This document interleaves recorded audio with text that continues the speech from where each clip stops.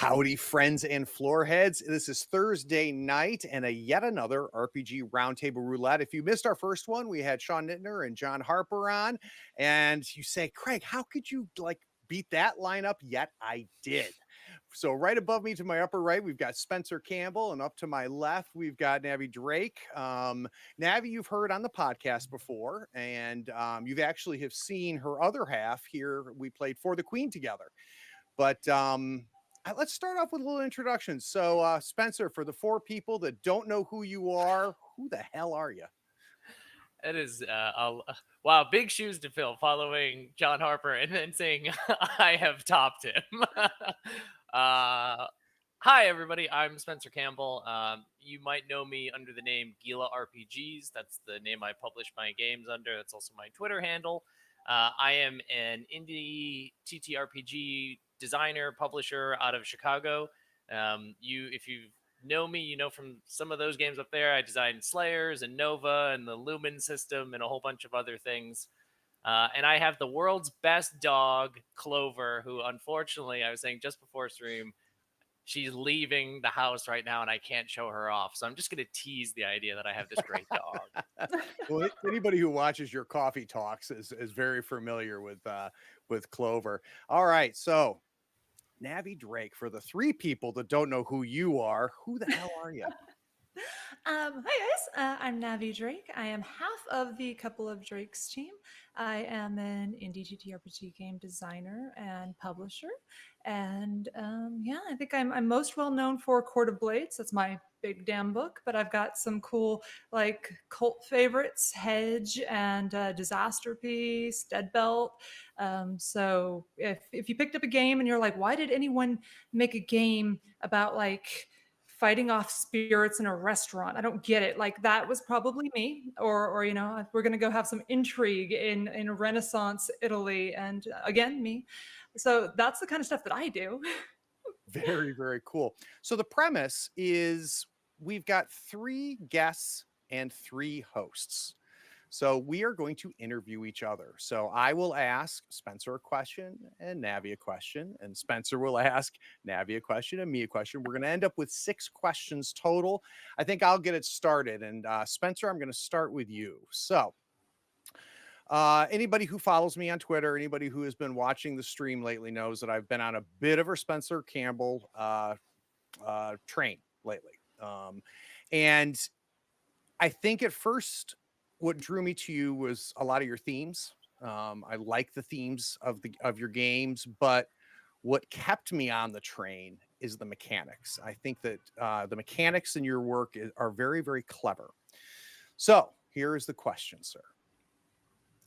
What mechanic have you come across that's not yours that you wish was? So is there a mechanic that you just love, and every time you see it, every time you come across it, you're like, God damn it. Wow.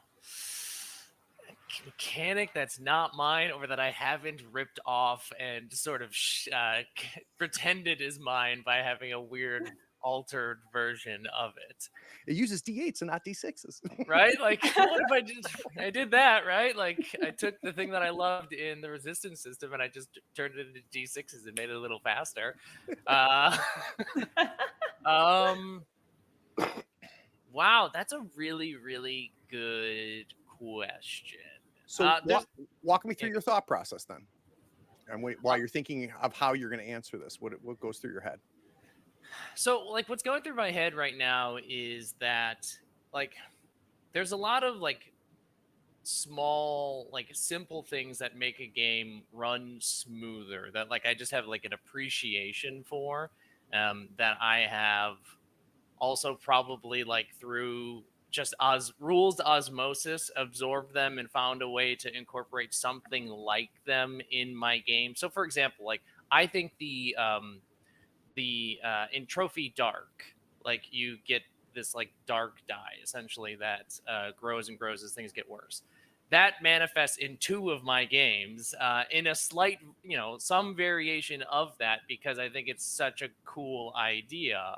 You see it in the Arcanist and Slayers, and you see it in the Dark Die in Light. So there's so many things that I have the things that I like, I steal, right? That's fair. Yeah. Right? Like we all do that, and I think that's good. Or there are also mechanics that I like the intent of them, but I don't like the that they work actually. So for example, um, Spire is one of my favorite games. I Great game. love Spire. Absolutely love Spire. I like Heart too. I'm Spire. I have a greater love for or affinity for than Heart, but they're both very good. They both use a resistance system, Yep. which is a fun system, but in my opinion is too slow for its intent.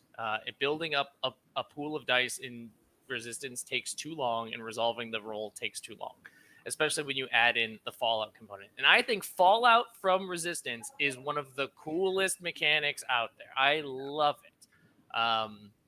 But it just takes forever to resolve a dice roll. And so like when I made Corvid Court, which is a resistance game, but I sliced away most of the rules, I sped up that process, right? So like I like the intent of Fallout, but I didn't like the way that it manifested. Um, but in all of this talk, I finally have arrived at the thing that I think is the thing that I love more than any other thing in games. I didn't invent it. Wait, you said that I don't use? Wait, I No, can't remember. that you didn't make.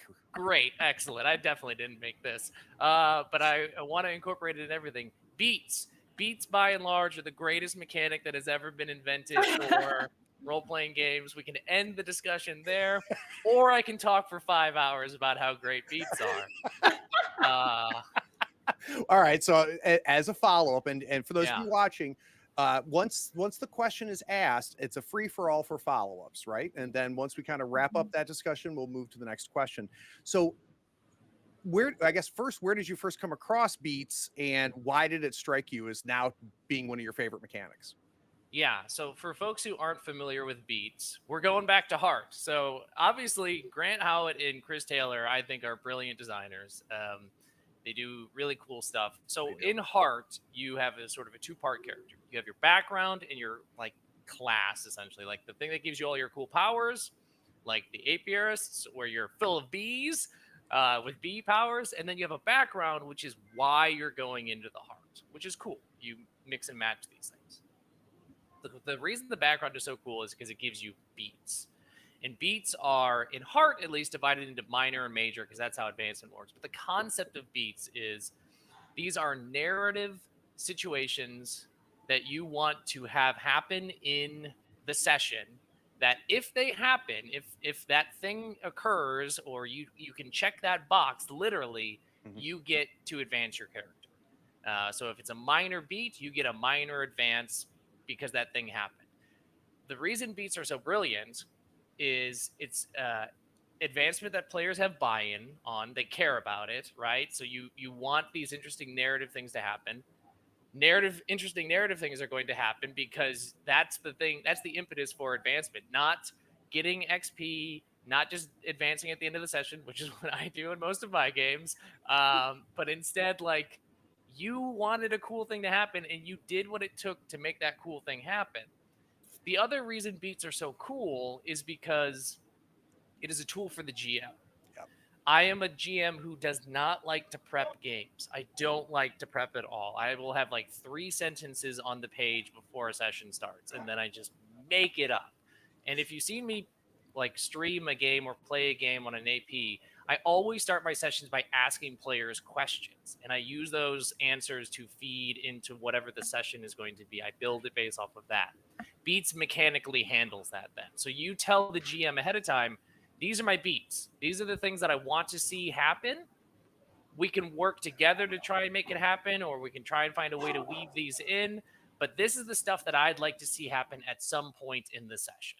And now the GM immediately has stuff to fill the session, to add some meat onto the bones.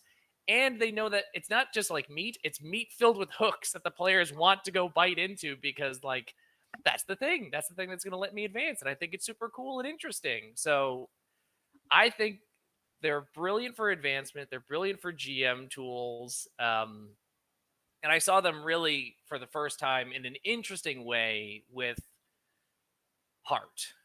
Yeah. And they're almost like a level 2 XP trigger, right? So one of the things that I think is neat and Forged in the Dark games is that those XP triggers are very informative for the player, right? This is this is what you do. And Mhm. if you do what you do, then you advance. But I agree. I like that second level to be informative for the GM. Right, like, it's cool in Mouse Guard and in Forge of the Dark games and things like that, where you have your things at the end that say, like, did you do something desperate? If you're a sneaky person, did you do a sneaky thing? Like, yeah, of course I did a sneaky thing. I'm a sneaky person. Like, duh, I did the sneaky thing. Duh, I'm a whisperer. I Mhm. did something weird. Like, It of was course that's ghosts. going to It's always happen, ghosts. right? Like, ghosts are going to happen.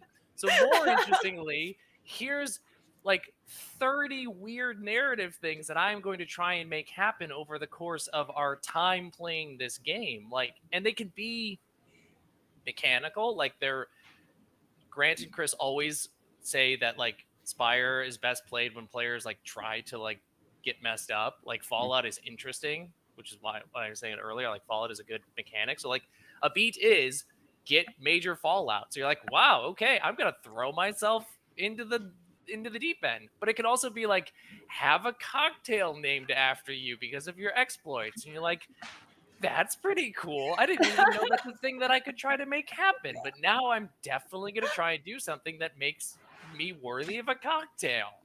I want to And put the game that is one of the beats for. it's in Running around heart. trying to get the cocktail. It is. Oh my Yeah. god. So like it's so clever, all of these narrative beats. And again, there's tons of them. And so you're unlike, and this is not slamming Forge of the Dark or Mouse Guard or games that have those like Apocalypse World games Yeah, that have something those different, right? questions. Yeah. Right. Like those are all given to me, right? Like you're gonna say yes to those questions at the end of most sessions. I'd be surprised if you don't say yes to them. So more interestingly is, did you do this other weird narrative thing to like, we know you're gonna do the spooky ghost thing, but did you do the spooky ghost thing that caused X, Y, and Z, these Right. other fantastically strange things to happen? And so, yeah, I think beats are, and if you've ever, anybody who's seen me do a design stream knows that every design doc I open, I write beats ? Because I'm like, I got to get them into a game. Like they have to be there because I think no other form of advancement is nearly as interesting to me as beats. Mm-hmm. So yeah, I think they're the best. I think they're the best, and I love them so much. No, I second that. Like anything that you can do to put more power in the player's hands, because that's what you're doing. You're giving them the agency and the tools, and you're like, here, what sounds cool to you? And then it gives the GM a little bit more to work with in that regard. Like I love any tool that actually helps the GM while letting the players also like get to do really cool stuff. Like beats and bonds are another one where like everybody's already tied together. But back to the very beginning, I'm right there with like the weird little darkness die. I did it in disaster piece where like if you feel like your best isn't good enough, you can embrace darkness and grab that extra die, but you get punished for it. And that's a really good one though. Yeah. But exactly like you said, like it's the player buy-in aspect that I think is really cool. Players, especially new players, I find don't know what they're allowed to do or Right. what like should happen in a session. So like them just figuring out what they can do is one thing, but then on top of that, realizing, at least at my tables in my games, like they have as much of a voice in the story as the GM, right? So like it's a clear mechanical thing that says you get to dictate some of the story today, and I think that's really neat.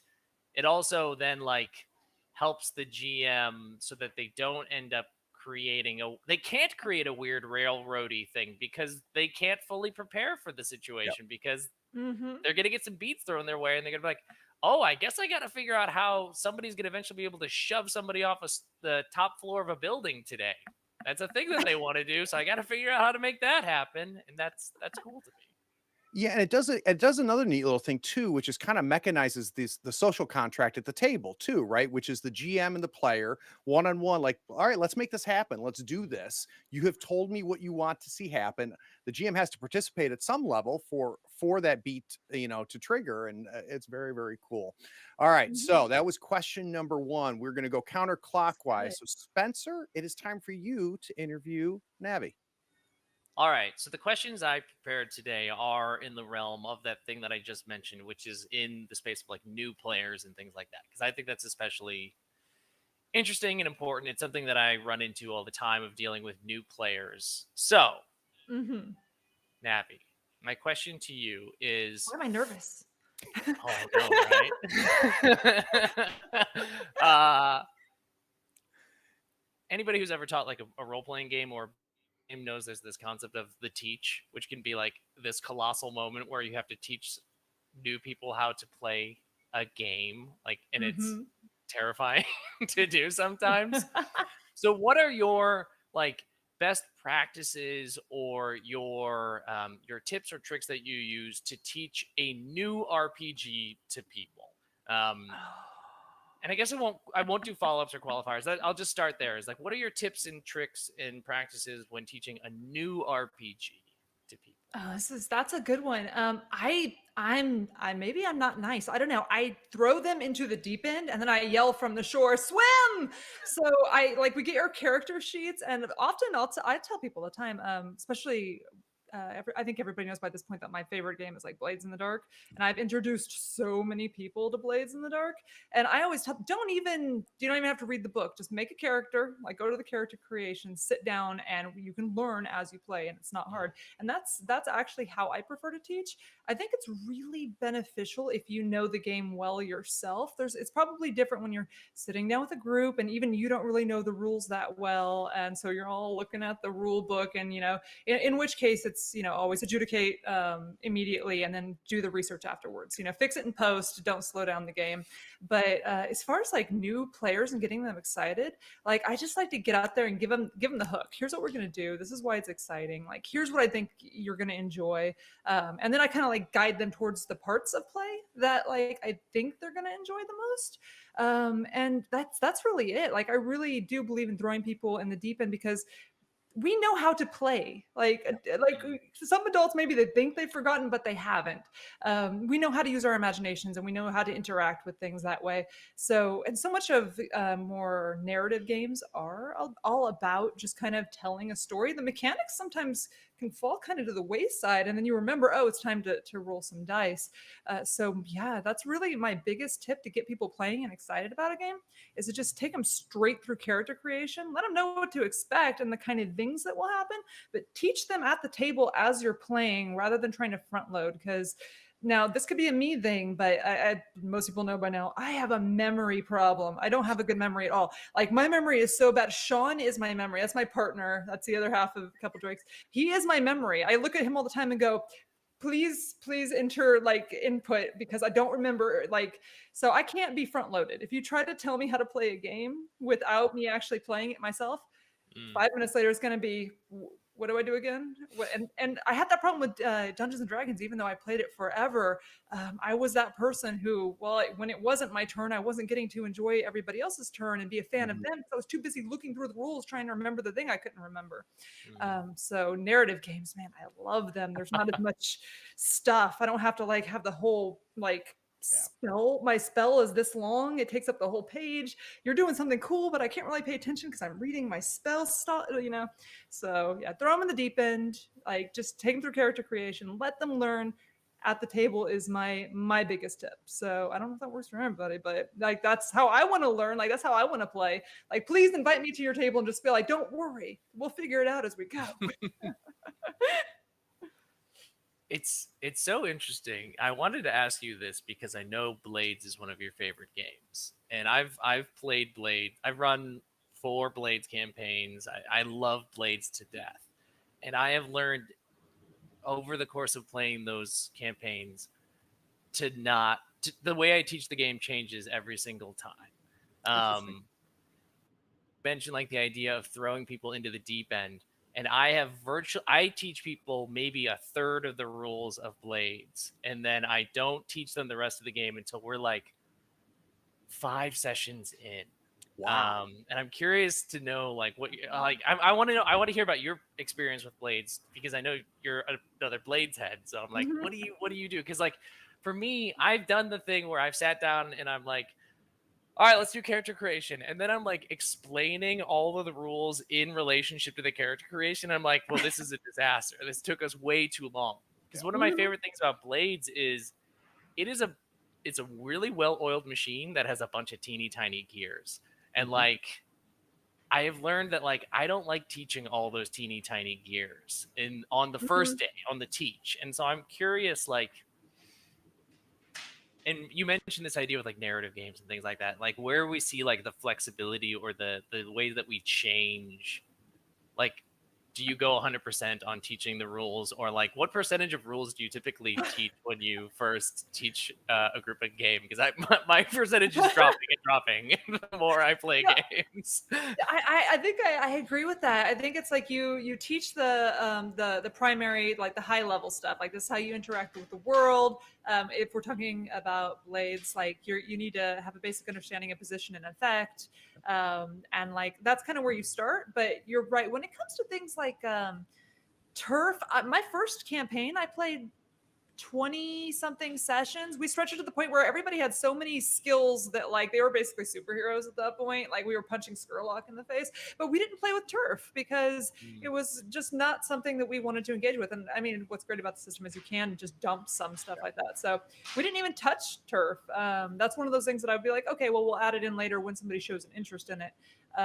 Factions are kind of like that, where it's like Mhm. at the beginning, all you need to know is a couple people are mad at you and a couple people like you. And over time, you get to understand as that thing goes up, oh, I've let this go too far. Now they're kicking in my door and burning down my place. Like I have a problem now.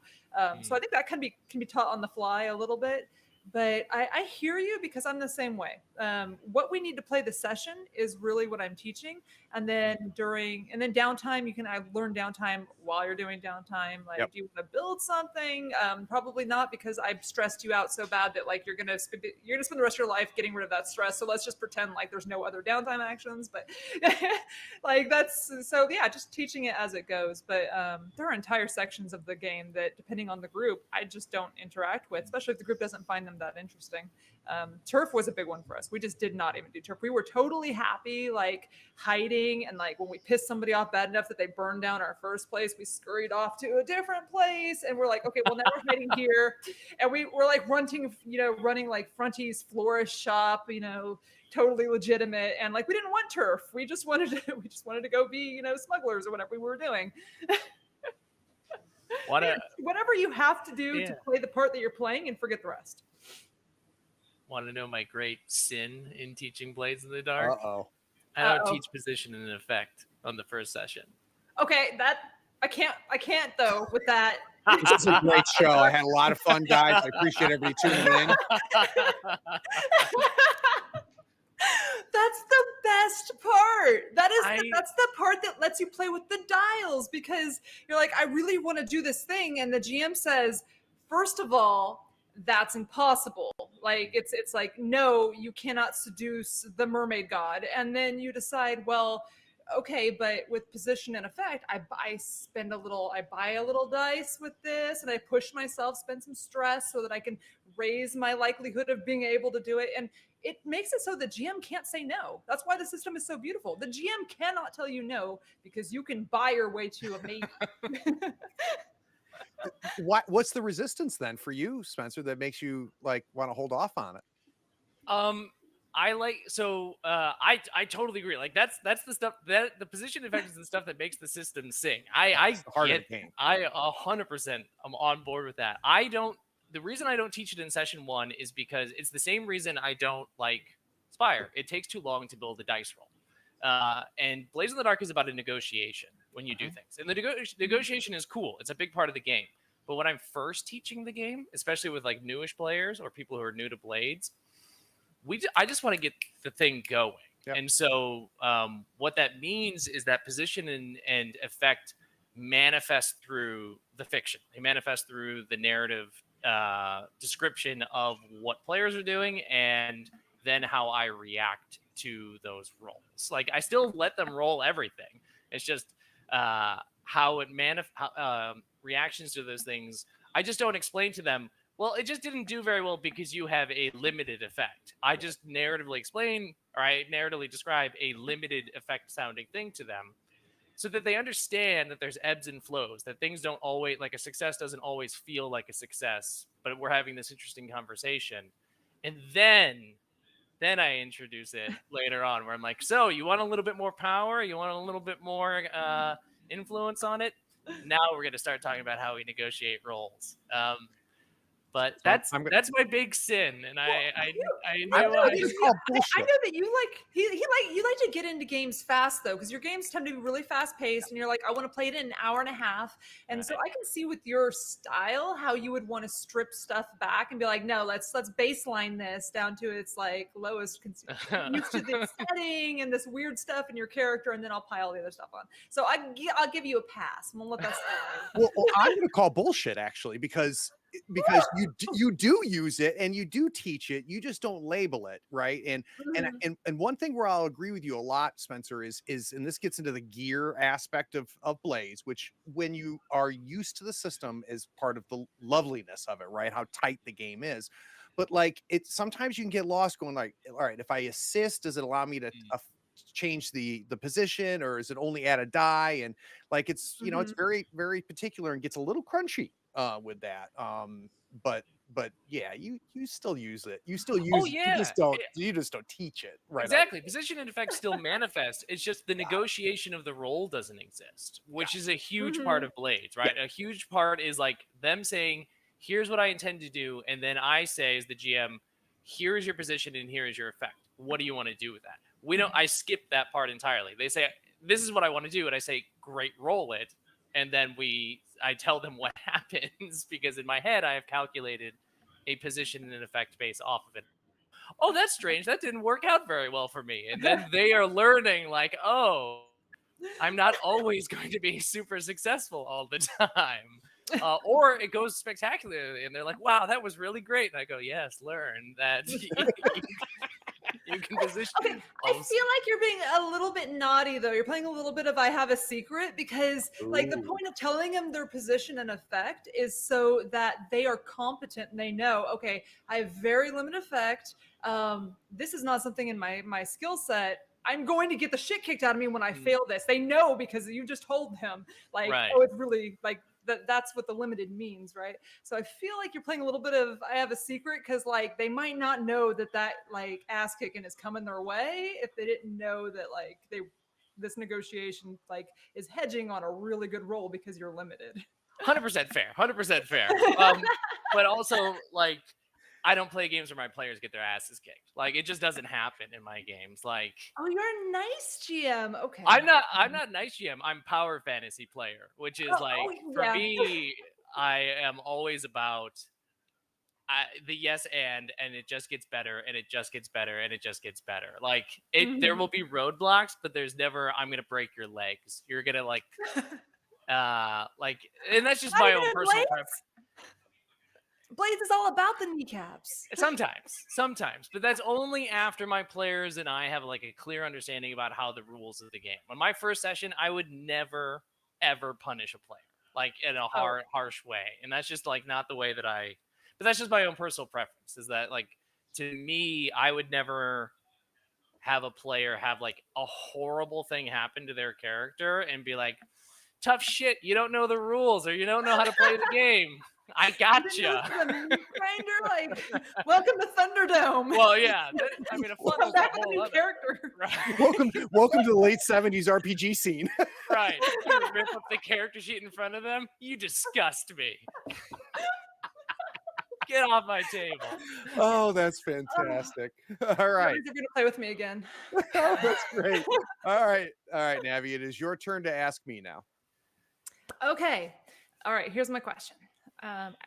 You guys know how I am. I like to ask questions that I think benefit kind of the game creator community. So, you do interviews and you bring on. I mean, we're following John Harper and like big people. You play and usually you play really mainstream games. I think like Call of Cthulhu. I see Yeah. a lot of that. Big published games. What does it take to get for like an indie, like a little baby indie designer to make a game that like catches your eye, gets you excited, and actually gets you wanting to like talk about them and give them this great space? Because like when you were like, hey, come talk about Court of Blades, I was like, how did you find it? Um, so there's almost two hobbies for me, right? So there's the games that I play, and offline we do play a lot of the indie games, right? So with my Mhm. locals, one of the big things I do is twice a year we all go camping, we go out in the woods and we play games, and we'll play a lot of the smaller games and that scenario on the stream. There's a certain level of familiarity with some of the bigger games, and I don't know, it's finding players because on the stream, it's a little bit of casting, right? So I don't just let anybody come on my stream. I'm particular because it's more than just us at the table in that scenario. Mhm. But so the second part of that is So you got to be entertaining. That's what Craig's telling you. Entertain. the second part of that is though is like what do I get into? It's you the first thing that attracts me is the premise, right? If I find a Mhm. premise that is interesting, and it doesn't have to be completely original, it can be a twist on something, right? So I'll use Slayers as an example. When I first came across Slayers, I was like, I had touchstones immediately, like right, I read the little description of it. Okay, I'm like, okay, this is something that I have a familiarity to. And then but what hooks me is the approach, and the approach is a combination of the mechanics and the setting and everything, right? So that's what makes me go Mhm. wow, and that's what makes me do a flip through on my stream. That's when I want to show, like I want to show the world these games. And Mhm. I don't know, how do I put this, even if they don't play the game, right? I think there's a huge benefit to buying these games and consuming these games because, and I've made this argument, but this is turning into a freaking Blades fest. I've made this argument before, which is if you never play Blades in the Dark, you should buy the book and you should read it because I think you will enjoy the hobby more and be better because you have read the book, right? Because I just think it makes you think about games differently. And I think there's a lot of games like that. But I do have Blades coming back, and now I feel super guilty. Navi, are you happy? Mission accomplished. She shamed me. Um, so, but like, so we're gonna have Court of Blades on, right? So Mhm. you and I and Sean have already talked about it. Once the book is Mhm. out there in the wilds, we're gonna have you guys Yep. come on and do that. There is zero chance that Slayer's not making it on the stream. Like that's going to happen, but I have to plan these so far ahead, right? So like right now, I'm planning for streams that aren't going to go live until June, right? I'm casting, we're figuring out the table and stuff like that. So you'll see smaller games, Navi. Okay, That- then follow-up question. Yep. Where do you find these small games? Like, where do you like hunt? Uh, Podcasts, right? Partially mine.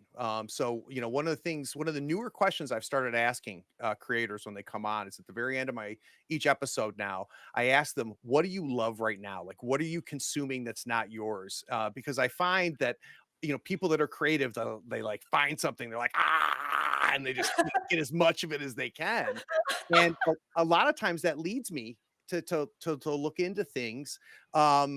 Twitter. I enjoy the community on Twitter, and sometimes that'll direct me. Like for example, if somebody comes up and I see that Spencer follows or you follow it, or people who I like and respect follow it, then I'll check out their games and um, things like that. Kickstarter obviously brings Mhm. brings games to my attention, as does itch funding and whatnot. But mostly word of mouth, but in a bigger virtual way, if that makes sense. Mhm. Yeah, totally. All right. So you do the thing, and I'm like, oh, that's me in Solar Crawl right now. I'm just like devouring it. It's like the one game I'm angry I didn't create myself. Like I keep telling Galen, and I'm all like, I'm just gonna come steal it from you one day. You won't even know what happened. Your computer will be missing. Yeah, and it's a very bad recipe for me because I also have like a completist problem. So like Mhm. I'll find something and then it's just like I want to own it all and I want to have it and I want to read it all and consume it all. And like I have got like just tons of games that I've come to peace with. I may never hit the table, but Mhm. I find joy in them owning them.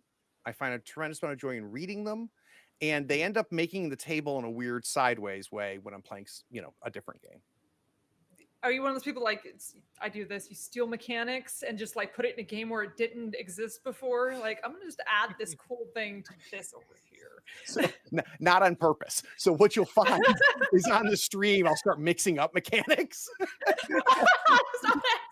thought it was in there. Yeah, and it's because like in one, sometimes I've got like 5 games going right across the different streams every other week, and it's like, oh shit, yeah, that's a mothership. That's not in this, shit. So, oh boy. All right, so my turn for Navi. Here's the scenario. I come across a garage sale, and in that garage sale, I find a box, and in that box is a ton of zines, ton of small games, right? But somebody, being an asshole, has torn off the covers and the back pages. So all I've got is the games. And I'm going through and I'm sorting it and I'm going, yep, this is Navi was part of this. Navi was part of this one. What am I finding in the games that I set aside, knowing that you were involved in? What do I find in those games? That's such a good question. I love That's you, such Spencer. a good question. Um, You can come gosh, back on the I show.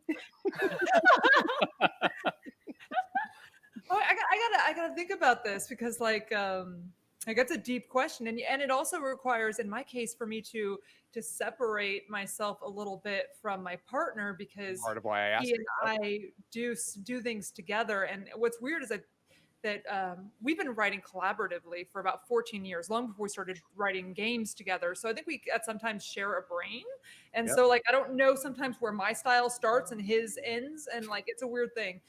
But I think that you probably know you've picked up one of my games when um, I'd like to think the tone of the game shows through every single page. Like, if you're going to be a space cowboy, every page is going to have something that makes you read, and you just immediately want to read that in that cowboy accent. And if it's me, like, there's going to be weird in there. Mhm. It's gonna get funky. I like to bring in anything that I can that just catches you off guard.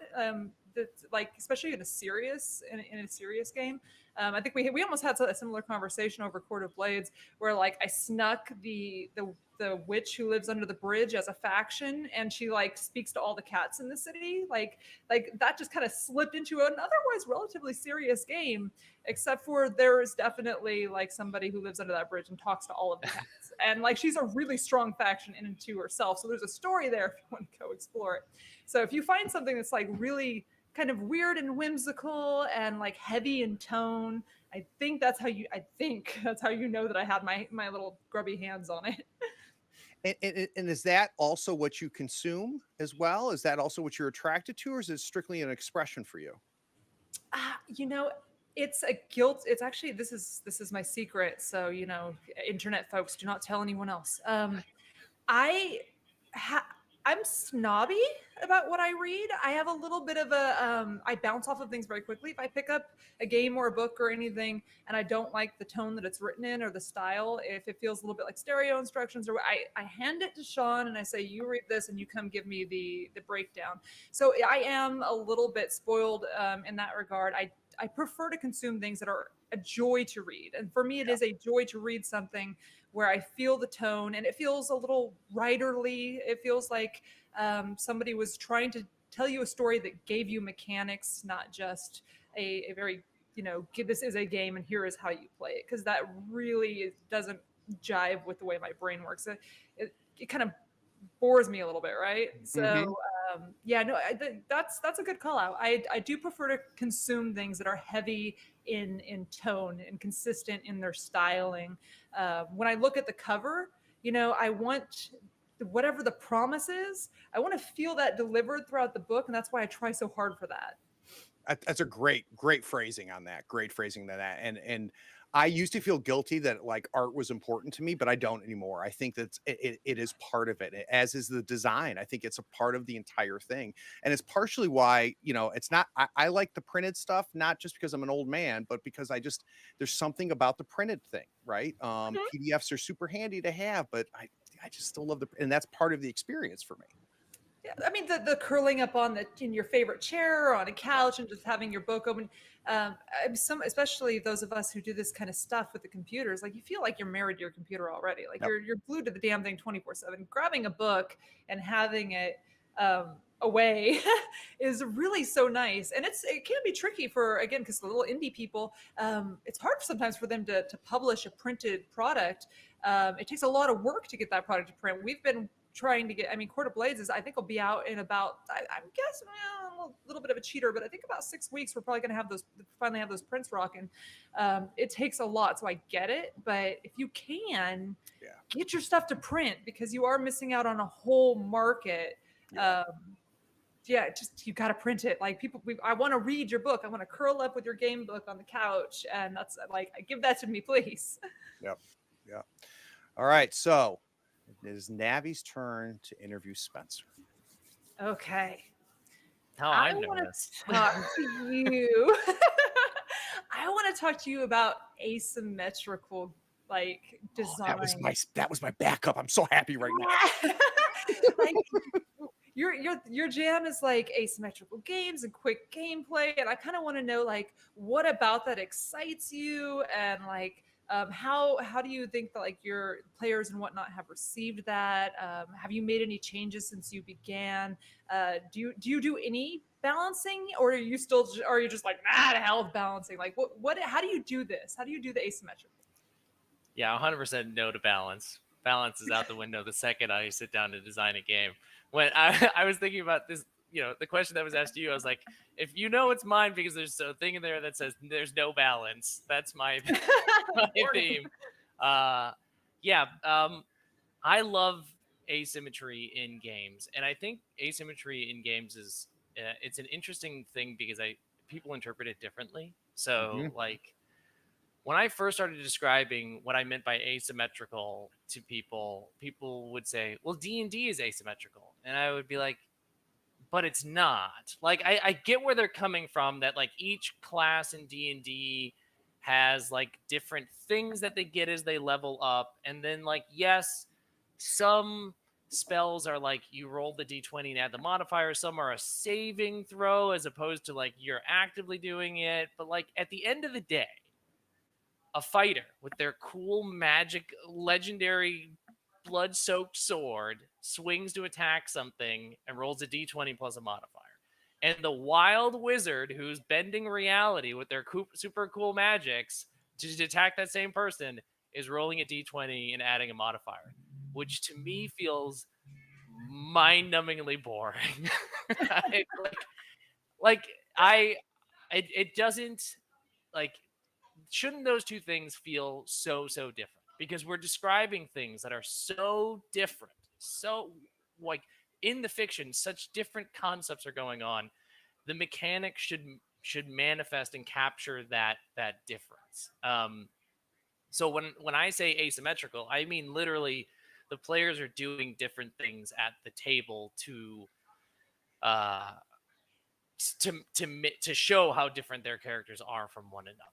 Like, obviously, there's always going to be asymmetry between the GM and the players, because they're usually going to be playing by very different rules. Like, in my games, they play by very different rules, and that's okay. But I want the players. I want every single one of them to feel different. That's the thing that's super exciting to me. I love that in Slayers, Spencer. I love like mechanically how each of those classes and roles like have different mechanics to them. So my follow-up is, how do you prevent it from being too much though, right? Because I would imagine there's a danger of like, I don't know what the fuck any of these rules are. Well, yeah, and so I make it very clear in Slayers, GM, it's not your job to know how any class works. Yeah. I give the GM permission to know nothing about how the player characters work. And I say, the players are players at the table, you're a player at the table, GM, which means you all should be responsible for some rules. Players, you need to know how your character works because your character is so different than the person to your left and the person to your right. You'll have a little bit of shared DNA, but you're going to have a lot of deviations. And so I would never put that cognitive load onto the GM to try and memorize that. Just like it would be absurd for the GM in 5e to know how every spell works, right? Never expect them to do that. They would have the book. To me, the GM doesn't have to be this like master knowledge center, but instead they're there as a player to enjoy the game. And part of that means other people can lift them up and support them. And so the players do that. There's like something massively like mind-blowingly awesome about that never occurred to me, even though like I designed Hedge. And the idea that like each player has agency and control, understanding their character, and the GM and other people, they don't have, there's no rules lawyer. Like there is no room for a rules lawyer in that game, because what you say happens. And again, it helps that like you're like, oh, balance, to hell with balance, because then if somebody does something and maybe it's not as you intended, it's a little too powerful, it's still okay. And that's the way they interpreted it, and it works at the table. I think that's actually a really cool way of thinking about it that I just didn't even think about before. Like, it is not everyone else's job to know how your character works. That is just your problem. That's really And cool. then you get these really cool moments, right? Where somebody does something and you go, whoa, you can do that? Or like, wow, that's so cool. I didn't know you could do something like that. Like, isn't it cool to be surprised at the table? Like, yeah, we get surprised all the time because we roll dice and we don't know how they're going to turn out. But like, isn't it also cool to be surprised by what a fellow player does rather than like the twist the GM has planned? But like, your friend to your right just did something wild that you didn't expect. That's super cool, right? That's super cool to see. Um, so I think I think it's really fun. And what has been cool with Slayers in particular is that people have then embraced and made a ridiculous amount of third party classes out there where you can take any weird mechanic that lives in your head, and there's a way you can figure out how to make it work in Slayers. And so there's something out there, and this is the other big reason I like this, is because mechanically each of these classes varies greatly in its crunch or its complexity. I don't think Slayers in general is a very complex game, but even still, there's different layers of crunch that people have buy-in for, and there's also just generally like um, table time buy-in, meaning like there are some players who like to sit down and they're in it the whole time. They're in character, they're ready to go, they're ready to be in the game for 4 hours. There's other people who sit down and they're there to be with friends. They enjoy playing a game with their friends, but maybe they're not like 100% like, I got to be engaged, I got to be tracking all this stuff. So like, for example, the tactician is one of my favorite classes in Slayers because the tactician is, in my opinion, a low buy-in class where you're going to roll a couple of dice and you're kind of hanging out. And then like if one of your friends has a disastrous thing happen to them, you can be like, oh yeah, that doesn't happen. And like, that's kind of like your degree of buy-in. You're not doing much on your turn. You're not a very effective fighter. So you're kind of just like sitting there watching your friends do cool stuff and making sure that your friends look cool. And like, that's a different type of player than a player who wants to be the gunslinger who's like trying to manage their bullets and figuring out which bullets are loaded in which chamber. And they're like, okay, I really want to think out like when's the right time to reload and which bullet do I have in the carved chambers. And so people make a bunch of different classes then that give you that wide range of buy-in and crunch that you can find the thing that matches your preference, but still be playing the same game as all of your friends. Mm-hmm. Yeah, and it's, I mean, the idea of balance in RPGs is just a hangover of the wargaming origins from a long, long time ago. And Lord knows, we've abandoned so much of those origins, except somehow that always seems to come up, right? Always seems to come through. And the other thing that I love about it too is it says, look, this isn't like balance infers a certain degree of competition between players or players and GM, and that asymmetry that you're very good at, Spencer, just says no. Like we have this contract, and like the 4 of us, the 5 of us, the 3 of us are good. We're just going to tell a really cool freaking story, and we have a little bit of a structure to do that within, which I think is pretty cool. The other thing about balance is like no fight would ever be fair.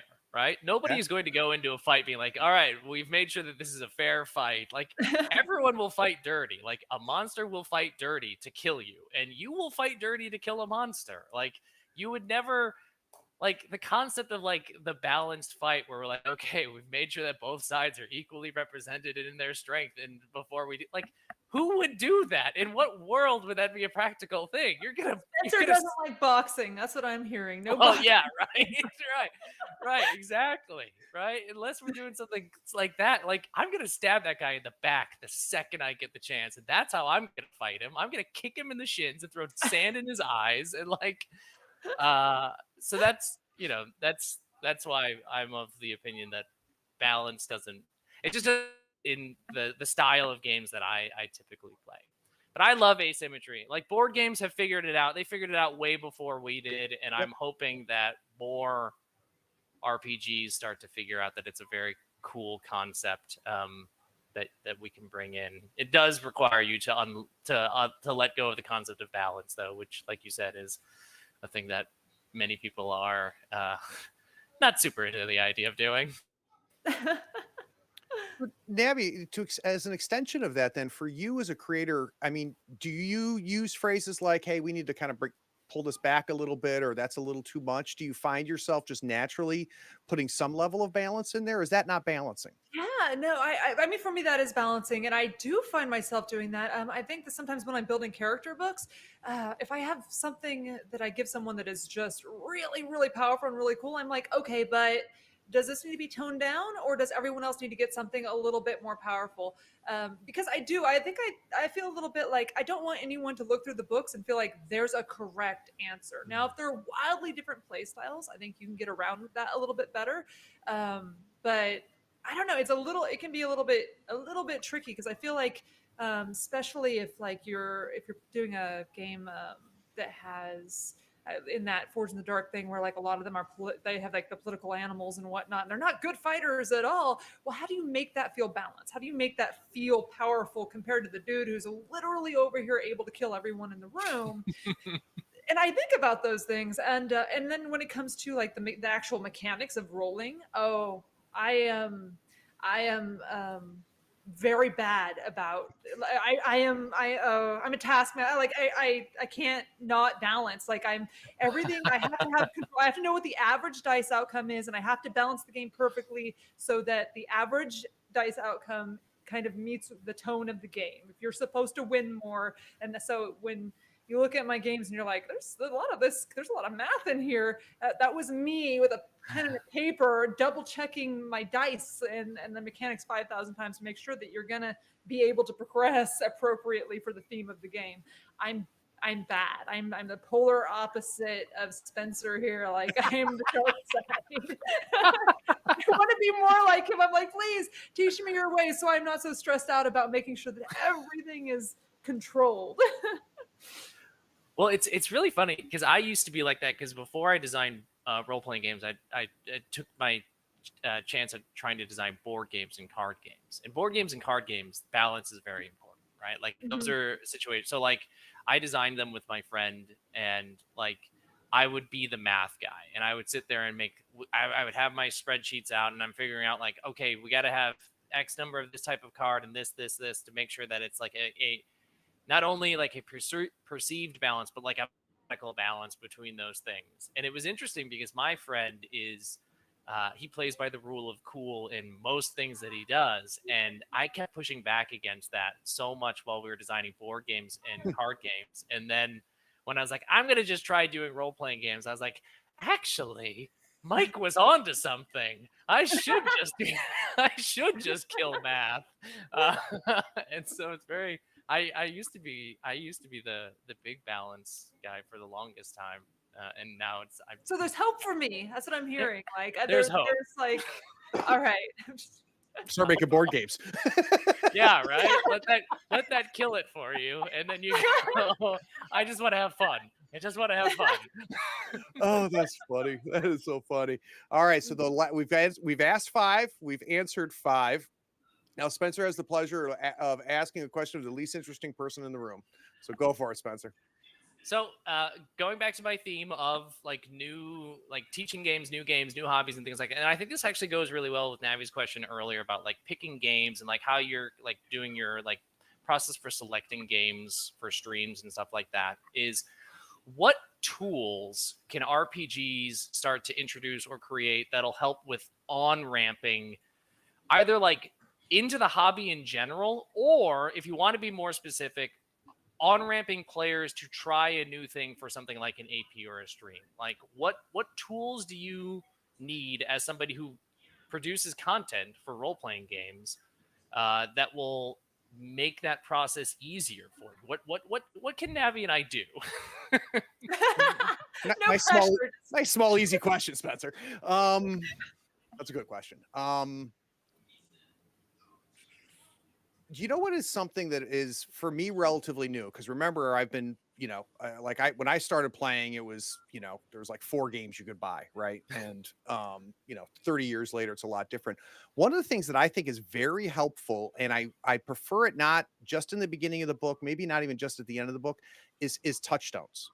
I find that very, very helpful to at the beginning of the book to say, look, this is what we were kind of thinking, right? This is the kind of stuff. But you can also weave that in throughout the book as well.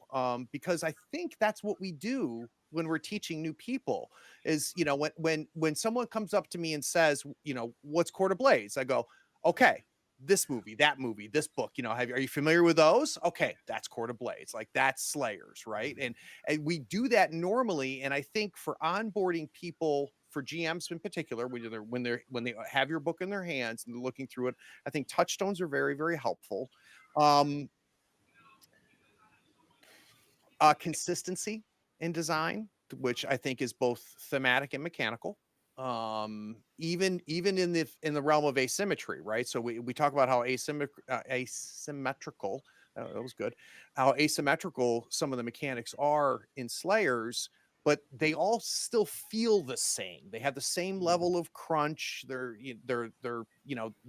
not, they're not that different, but they're unique. More than they're different, if that makes any sense. That really didn't make any sense. What else? What else helps? I'm trying to think of, because I've introduced a lot. There's a lot of people that play these games now because of contact with me, right? I really like. I find a tremendous amount of joy watching somebody who's never done this before catch it, right? And just you see it when it happens. It's like, oh, it brings me so much joy. So, here's one. Even so, Spencer, I am getting more and more comfortable after 30 years of not preparing, right? And just listening to the table and being agile at the table. That being said, hooks and seeds are also extremely helpful. So whenever I buy a new book, a new system, I do 2 things. First thing I do is go right to the character sheet, because the character sheet tells you almost everything you need to know. And that's nothing new. That's what everybody says. But the second thing I love to see is the starter adventure in the back, or adventure hooks in the back, or something, because it informs me what the designer was thinking as a kind of like, this is kind of, and they're not limiting me, right? But they're giving me a sense of how the game is played. And that's important. I know a lot of people don't like them, but I love the play examples. I find that very helpful, because it you learn tone and mechanics at the same time. I don't know, like, so here's one that I struggle with, and I still haven't figured out, and I'd be anxious. I'm going to throw this back at the 2 of you. I haven't figured out how to explain it / pitch it to somebody who knows nothing about it. And I'd be curious for either of you, like because people, what do you do, right? Or what do you like to do? And you say, I design role-playing games. They're like, what's that? Like, I've been trying to figure out a succinct way that isn't a shortcut that truly captures what this is. So I'm going to throw it back at you on that one, Spencer. What is ways that you have found to be effective to explain what the hell we're doing? What role playing is? Yeah. Yeah. or just give me the first page of every book. So there's 2 things. One, I'm going to write one down before I forget it. because I know I'll forget it otherwise. Okay. Uh, the first thing I'm going to echo something that Navi said earlier, which is she said this earlier in our talk, which we all know how to play. Even if you haven't done it in forever, you haven't forgotten. It's in you. It's Peter Pan from the movie Hook. You remember. You just have to remember Peter. So when I teach people what role playing games are, when I'm teaching them like what the concept is from the very beginning, I tell them, remember when you were a kid and you would play make believe, insert X game that you played as a kid where you were make believe. That's what we're going to do here. We're going to play make believe together, except you remember how when you were doing make believe, you would get in huge arguments over, I shot you. No, I put through my laser blaster or whatever. Like, and you get into screen. We're going to use some dice to make sure that that doesn't happen. And then, or some rules in some case. And that, like, people start to get that right away. They're like, oh, okay, I get that I remember make believe. Even if it's been 20 years since I've done it, I still understand that concept.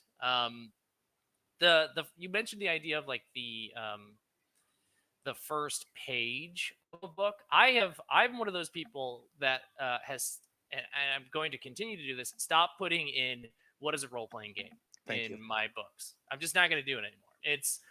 I think I don't find it fruitful. Like, I don't think ultimately I'm going to describe what the concept of role-playing games is in an interesting or succinct enough way in a paragraph that you're going to be like, I get what this is now. What's way more interesting is to say, what is this game, right? Like, a video game doesn't have on the back of the box, what is a video game? Well, first let me tell you what a video game is. Now let me tell you what Elden Ring is. It's like, no, what's Elden Ring? Understandably, video games, board games, they don't have to do that because they're much bigger than role-playing games. And so it makes sense that people feel compelled to say, like, what is this concept first? But the person flipping through the book in the store isn't going to flip to that page and go, I don't know what a role-playing game is. I'm going to quickly learn what it is by reading this section of the rule book and then decide I'm going to buy the book. And I'm good. Right? Like, that's not going to happen. So game is infinitely more useful as a practice. The last thing I'll say real quickly is, if you're ever going to teach somebody how to play role-playing games, play End of the World. It's my go-to example for it. End of the World is by Fantasy Flight. It's not in production anymore, so you have to find an old copy or however you attain copies of games. But it is, you play yourself in the apocalypse. And a lot of people struggle with being a character. They're like, I have to play as Finglar the elf? I don't know how to do that. You're like, who's Finglar the elf? Do I have to have a voice? You're like, no, don't worry about that. You're you. Like, there's a swarm of birds falling down on you. What are you going to do? And they go like, what would I do if there were birds on top of me? And it helps immediately. So that's my other, like, advice is just play End of the World. And then you'll learn what a role-playing game is. And then you're ready for the wide open world role-playing games out there. Oh, that's funny. How about for you, Navi? Have you found any? I don't know if, actually, maybe I'm not as in tune to the idea of people not being familiar with role-playing games, because I kind of have this assumption that most people know. Because when people like ask, like, what do you do? And, normally I just say I'm a writer because it just saves a bunch of questions. And then when they delve a little bit deeper, I'm like, okay, so, well, I write games and, I get adults playing fun games at the table.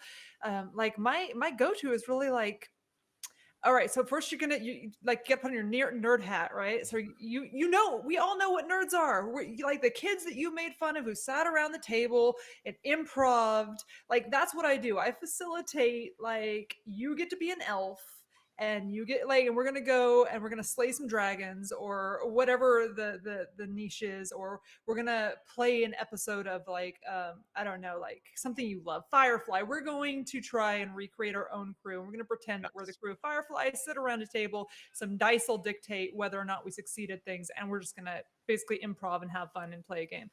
Most people know at this point what that is. They've seen it. They know what we're talking about. They know what the LARPers are. They made fun of them. They've seen it in their like TV now. It's mainstream. Friggin' what iZombie. I love iZombie. Like the detective runs a D&D group, I think, and like People know it, they're familiar with it, and if you just kind of like jog their memory just a little bit, like I think everyone's actually pretty. Anybody who's watching mainstream television these days, they have an I idea at agree. least of what you're talking about. If they don't, I think most people know what improv is. So you're like, well, it's like a game, but we're improving. So I'm gonna pretend to be the elf, and we're gonna go slay the dragon. And we're gonna roll some dice, and we're gonna see how well we do. Maybe the dragon kicks our ass. Like that's really how it's played. But I haven't run into a problem or like I've never even felt compelled to put like what is a role playing game in my books because I've honestly never met someone who couldn't um, understand what I was talking about if they at least if they wanted to, because you can always tell some people like, oh, that's nice, because as soon as you say, the nerds, that some people check out, right? Like Yep. some people are like, okay, you've lost me already because that's not my Nerds. style. And I mean that's really how I kind of look at it, because it does it like some people become very uncomfortable with this idea that we're going to sit around as a bunch of adults and play a goofy game and let loose by pretending to be something that we're not. Yep. And with the games that I make in particular, you do, like, it's not a war game, you have to be a little bit more invested, you got to be willing to do that goofiness and be someone else. I think that, like, I have never had to sit down and really explain in detail, and I wouldn't know how to. I don't think I have an answer to what I think it is outside of, like, it is improvisation. We are playing out things that are cool, like, whatever system, whatever genre. We're pretending that we're that thing, but we're not leaving our table. We're not putting Yep. on an actual episode. We're sitting and using our mind theaters, and we're just kind of having fun together. And, like, it's a hard thing to explain to somebody who's never heard of it. So I wouldn't even know how to touch that, quite frankly. I don't know. What is a role playing game? Tell me in detail. Come to my table. I'll make you a character sheet, and you'll figure it out real fast. We just discovered you have a very small circle, right? we need to get you out in the world a little bit. I don't know. Like, it's, yeah. Like, I really don't know that I've been. I mean, even like with like my grandma and stuff. Like, pretty quick rundown of here's what it is, and she's like, oh, okay. Well, a lot's changed. I mean, it wasn't that long ago where you didn't have that ability, but I completely agree. It's far more mainstream now. And it takes a lot more to come across somebody who hasn't seen it. All right. So Navi, I get the last two questions, one for you and one for Spencer. If I want to consume more of your work, if I want to spend more time listening to you talk, where should I go?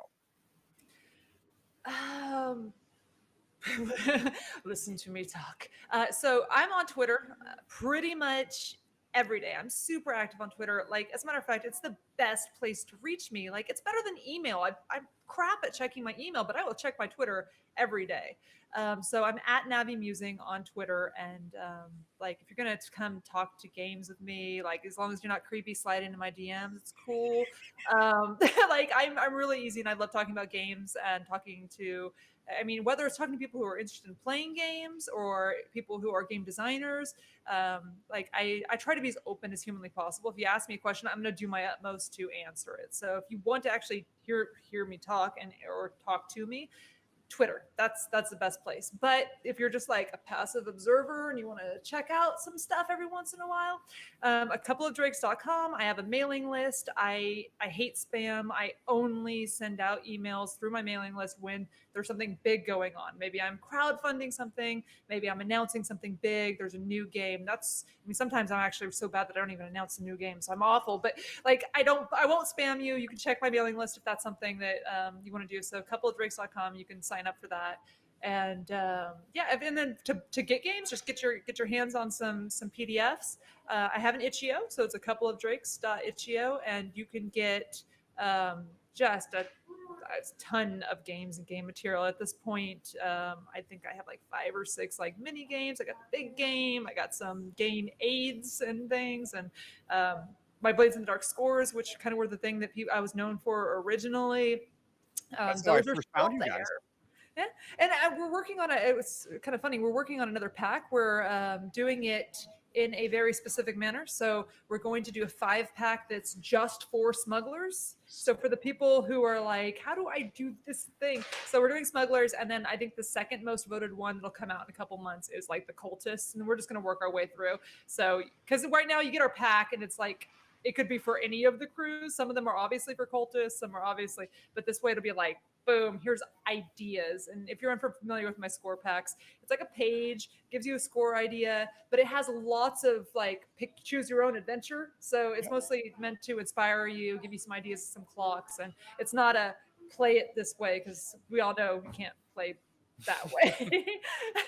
Anyways, you can find all that stuff on there. And for everyone who doesn't know yet, I just moved in. My children, I don't even have my lighting equipment, so they were so good this whole time. They were phenomenal. They were great. Everybody was great. And the fact that you made it after this huge adventure that you guys have been on for the past, it seems like 9 years getting to your house.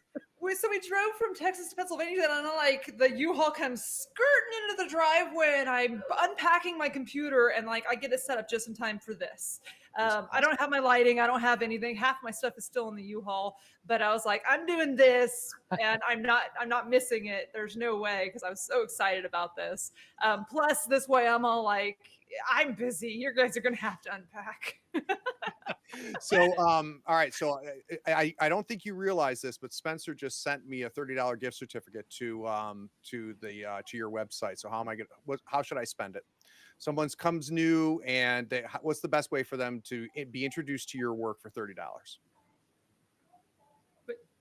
Me or Spencer? You. Spencer sent me that $30 gift card. To a couple of Drakes. How do I spend it? So, oh boy. So, my games, you're going to figure this out real quickly, are very niche. I have a huge, I'm inspired by all kinds of different stuff, and I jump genres. So like I think with some designers, they always do space opera. Everything I get is going to be space opera. It's going to be consistent. You're never going to get that from me. I'm sorry. If you want to play like the big fat juicy game, that's Court of Blades. It's the big 300-page whopper. It's based on Blades in the Dark, but it's set in a Renaissance Europe kind of flavored setting where it's all intrigue. So a lot of people got really excited about it. It's like, oh, finally I get to play a fop. I get to bring my big wig and my gorgeous dresses, and I get to duel for honor. And they got excited about the idea of that finally being in the game, and it works that way. So like that's a thing that you could grab.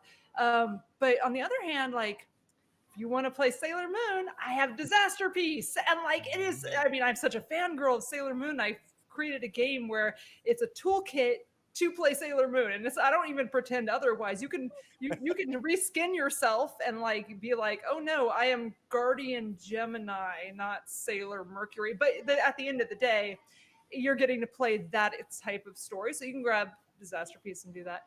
I have Hedge, where you are post-apocalyptic like knights that are charged by nature to defend the last of humanity from like the Fae that are bursting through. So like you're just smashing scary fairies, and like that's actually a Lumen game, so that's based off of Spencer's system. So that was a really cool one. But you have to look and read the synopsis basically for my games, because there's no easy answer for that. There's nothing that like perfectly says this is a Navi game, and if you buy this, you're gonna love every other game, because it's not true. You can really love one of my games and absolutely hate the next one because it's not your genre, it's not your style, it's not your system. I even play with different systems. Like I got a game for all kinds of systems, and I love stealing people's systems. I'm like, oh, give me that SRD, and I just do all kinds of crazy stuff to it, and then I put it back out there, and now it's all mutated. Like that's my style. So according to the chat, there was only one right answer. Dead Belt blew up the chat. Everybody thinks that you need to pick up Dead Belt. Yep. Yeah. Okay. Yep. This is fun because Dead Belt isn't your traditional. For those who've never heard of it, it's not a traditional tabletop RPG. It's a solo player. It's a single player game. We are currently working on co-op, so you'll be able to play co-op and PvP. But it's kind of this game that's like it's based off of prompts, and it's a little more it has more prescription to it than say Iron Sworn. because you flip over the card and you get the prompt, and you're generating these ships and you're scavenging through the ships and you're getting stuff and you're taking it back and you're trying to pay down your crippling debt because the banks are coming after you and they're going to repo your ship. And like it's like the capitalist simulator 2000. It's awful. Like you'll hate it, you'll die in space trying to pay off the banks, but you'll also love it. But it is not a typical tabletop RPG, which is something that we make a lot more of than the solo games. So it's not the kind of game you sit down and play with all of your friends, but it's a really good game. So by all means, if you think that that's like the one, go for it. If you want to sit down by yourself. In chat was saying, yeah. All right, so Spencer, it's your turn. If I want to hear more Spencer, if I want to buy more Spencer, where do I go?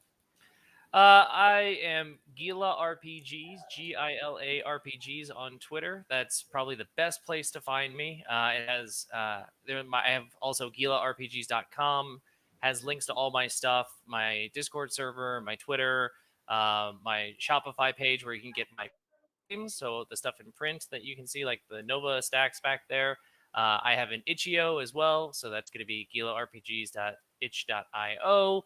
I have a Patreon as well. It's pay what you can, and you get everything as it comes out. So for as cheap as $1, you can get all the stuff that I have in development as it comes out. Usually get early sneak peeks of things. So lately, those folks have been getting my light patrol zone supplement in pieces. So that's been pretty fun to do.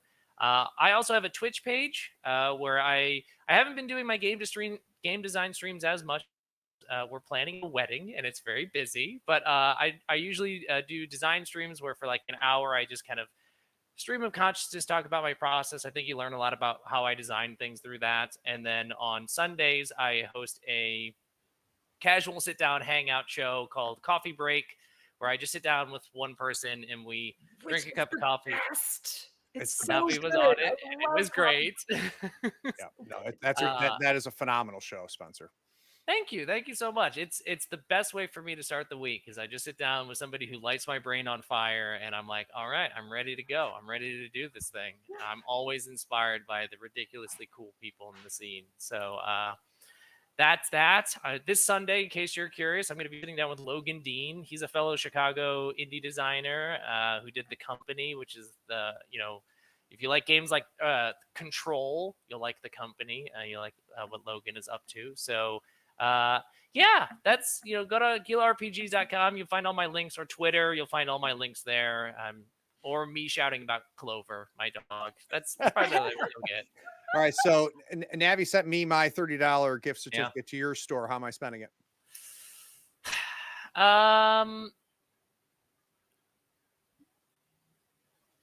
That's tricky. I would say, I mean, for me, I'd say buy Nova. Buy Nova. Yeah. If you're talking about a physical game, buy a copy of Nova. It's awesome. You can get the cool paperback version of it for that gift card. It's really beautiful. It feels good. It's gorgeous. I mean, it is. But if you want to know how I think about games, this game shows it off. It's bombastic. It's power fantasy. It's ridiculous. It's a lot of hand wavy nonsense, and I think it's gorgeous. Eddie York and Jam did such a great job of making it look the way that it did. So, it's a piece of art. It's a piece of art on your table. So that's my recommendation if you're going to do that, if you're going to buy a physical game. Very cool. All right. So real quick plugs for me. If you don't listen to Tabletop Talk, is the interview, RPG interview and creator interview show that I do. It's on every podcatcher. Just search for Tabletop Talk or Third Floor Wars and you'll find it. We have already booked the next RPG roundtable. It's in the end of April. The guests are Anthony Boyd, who you probably know better as Runeslinger, and Seth Skorkowski, who a few people have heard of him before, one of the biggest creators in the RPG space on YouTube. So you can look forward to that at the end of April. And then a week from today, we're going to do our next episode of Forbidden Lands. It's really great doing this. I thank you guys so much. Thank you so much. This was a blast. This was so fun. That makes me happy. I'm glad Navi still likes me, and that I haven't scared her away with my sinful ways of thinking about Blades in the Dark. If we've learned anything, just don't slide into her DMs, and I think we'll be okay. Right. Top of my list though. So who do you want to talk to? And I was thinking about it. I'm like, Spencer. Spencer and also Oh. Spencer. Like there's other people, but also Spencer. No, this was absolutely perfect. And for those of you watched all the way to the end,